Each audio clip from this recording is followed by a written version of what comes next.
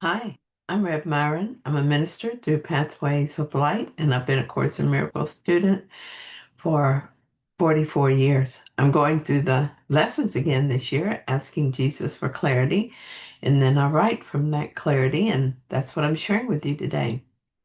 So let's get started. We're looking at the review lesson, the first review, and we're on lesson 56. First paragraph, lesson 26. My attack thoughts are attacking my invulnerability. This is a fact and should have been obvious to me, but I remember when it sunk in. Of course, it will be attacking my invulnerability. If I attack, I must think I'm vulnerable and must defend myself. Geez, who would have thought I needed to be taught this? Well, me, evidently. But now that I know this, I think about it each time I attack someone or something. For instance, if something is going on in the world that triggers anger in me, it's because I'm afraid. I can look at that perception with the Holy Spirit and let Him correct it for me. Or I can argue with strangers on Facebook about why it shouldn't be happening and cause myself to feel more vulnerable and afraid. Hopefully, I'm saner than I used to be. I know that if I have the impulse to do this, I change my mind pretty quickly.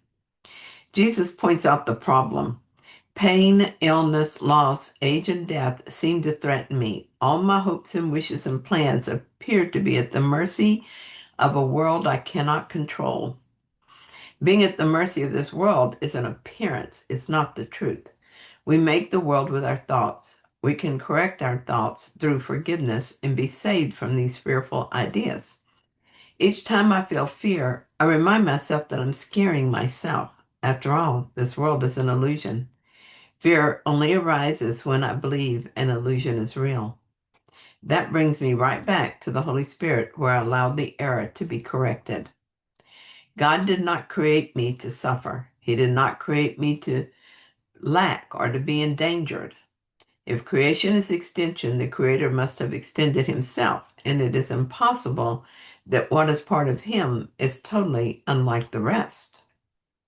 This extension of God never ends. We cannot be outside God. If we think that we can be different from how we were created, we are wrong. Only God's will is done, and His will is our will. So if we seem to be somewhere He did not establish us and existing in a way that is not of Him, we must be dreaming. This could not be reality. Dreams can be scary while we sleep, but they disappear when we awaken. Let us awaken to our true will and the will we share with God. This is what the Course is leading us to. It is your Father's holy will that you complete Himself and that yourself shall be His sacred Son, forever pure as He, of love, created and in love preserved, extending love, creating in its name, forever one with God and with yourself. So, paragraph 2, above all else, I want to see. That's lesson 27. Recognizing that what I see reflects what I think I am, I realize that vision is my greatest need. Oh, yes, above all else, I do want to see. I long for vision that never wavers, always shows me what I am and where I am. For that reason, I practice these lessons and study the Course. He tells us teaching and learning are your greatest strengths now because they enable you to change your mind and help others to change theirs. This is why I teach and do my best to teach only what I want to learn.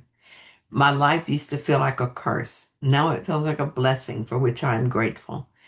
And he tells us, and with this vision, I will look upon the world and on myself with charity and love.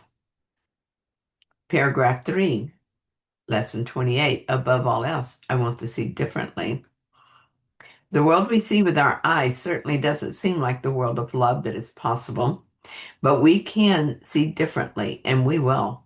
I want that time to be sooner rather than later. Today would be a fine day to see the real world. I'm learning to look past these fearful self-images to see the world that reflects the love of God. A while back, I mentioned feeling betrayed by someone I love. I was given another way to see this, and that changed the way I experienced the situation. But I notice that it still stings sometimes when I think about it. Above all else, I want to see this differently. Paragraph 4, God is in everything I see. This illusion is like a veil we pull over reality. It has hidden the truth from us, leaving us with this sorry substitute we thought we wanted. But just as a cloud that passes over the sun can temporarily dim the light, it cannot affect the sun. We cannot affect God and his creation. They did not cease to exist because we obstructed our view.